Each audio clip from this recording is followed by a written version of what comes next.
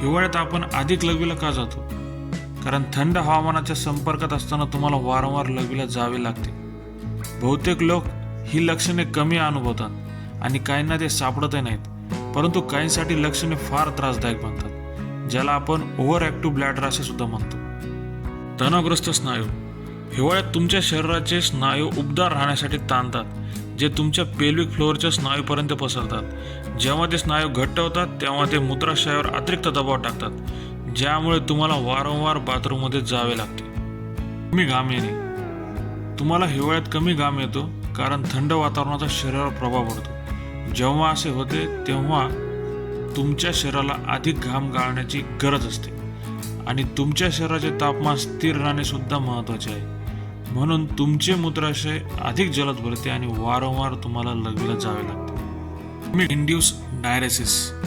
थंड तापमानाच्या संपर्कात असताना तुमचे शरीर हायपोथर्मियापासून तुमचे रक्षण करण्यात प्रयत्न करते, ज्याला कोल्ड इंड्यूस डायरेसिस असे म्हणतो.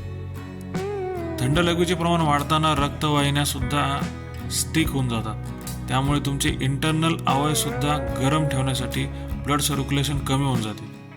यामुळे तुमचं ब्लड प्रेशर वाढते आणि त्याचा परिणाम किडनीवर सुद्धा होतो आणि किडनी हे इंटरनल फ्लुइड सुद्धा फिल्टर करते. त्यामुळे तुमचे रक्ताचे प्रमाण कमी होते आणि ज्यामुळे मूत्राशय पूर्णपणे भरून निघते आणि तुम्हाला लघवीला जास्त प्रमाणात जावे लागते. वारंवार लघवीला जाणे. हिवाळ्यात तुमच्या शरीराचे स्नायू उबदार राहण्यासाठी ताणतात, जे तुमच्या पेल्विक फ्लोअरच्या स्नायूपर्यंत पसरतात. जेव्हा ते स्नायू घट्ट होतात तेव्हा ते ब्लॅडरवर अतिरिक्त दबाव टाकतात, ज्यामुळे तुम्हाला वारंवार बाथरूमला जावे लागते. मूत्रभागात इन्फेक्शन होणे.